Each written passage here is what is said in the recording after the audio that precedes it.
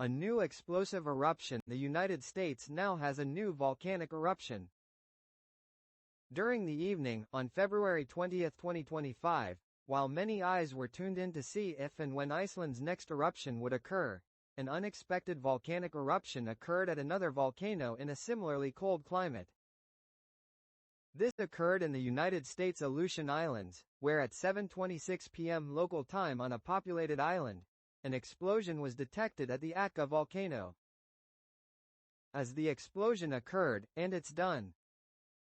Yes, a single explosion occurred at this time, but it only lasted for 1.67 seconds. This marked a phreatic eruption, which though incredibly brief, likely resulted in the generation of a minor ash plume that rose above the summit cone of the Korovin volcano.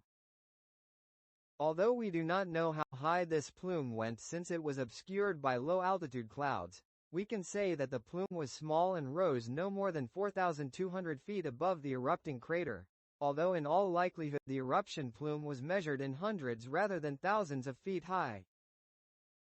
Phreatic eruptions are essentially the volcanic equivalent of a steam explosion which do not eject any lava. They still can be destructive and large in size, but this latest eruption was neither of these.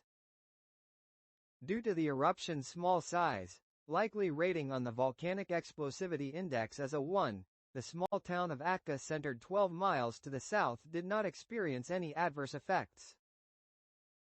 As a result of what may have been only a one-off explosion, or what could be the beginning of a longer sequence of more similarly sized explosions in the upcoming days, although this is less likely, the alert level of the Atka volcano was raised from green to orange.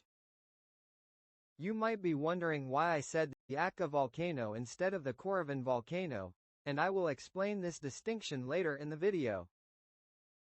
Although no ashfall was spotted on Korovin's summit from satellite, I have a strong suspicion that some amount of ash was deposits on the southeastern portion of Korovin's summit crater, perhaps a bit less than this image taken after a larger phreatic eruption which occurred in 2004.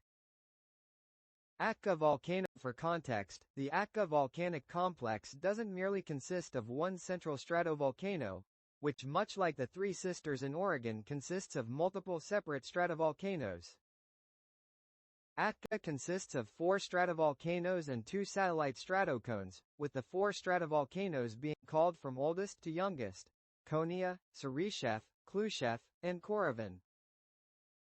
To potentially make things 1 or 2 volcanoes more confusing, some classification schemes actually consider Korovin and only Korovin to be part of a separate volcanic complex from the other 3 stratovolcanoes, while others consider it to be part of the same volcano.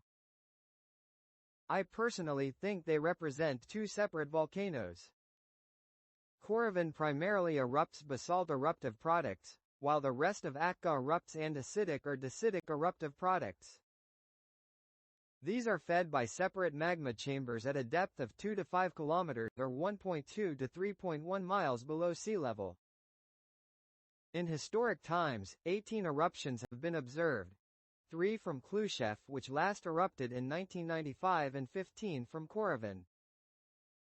Both of these volcanic cones have large geothermal fields on their flanks, with nearly a dozen small areas which contain hot springs, carbon dioxide gas seeps, and/or fumaroles.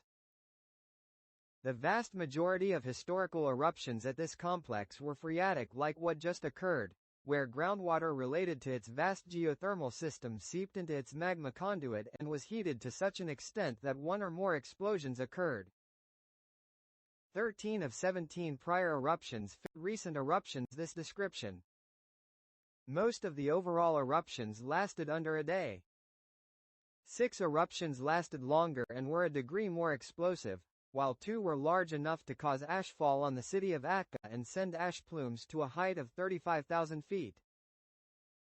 It is unclear what exactly will happen next, but given Atka's history, life should continue as fairly normal with a low but still possible chance that more phreatic explosions will occur. As a final note, I would like to thank my new YouTube channel member Michelle Hudson Hawk for supporting my work.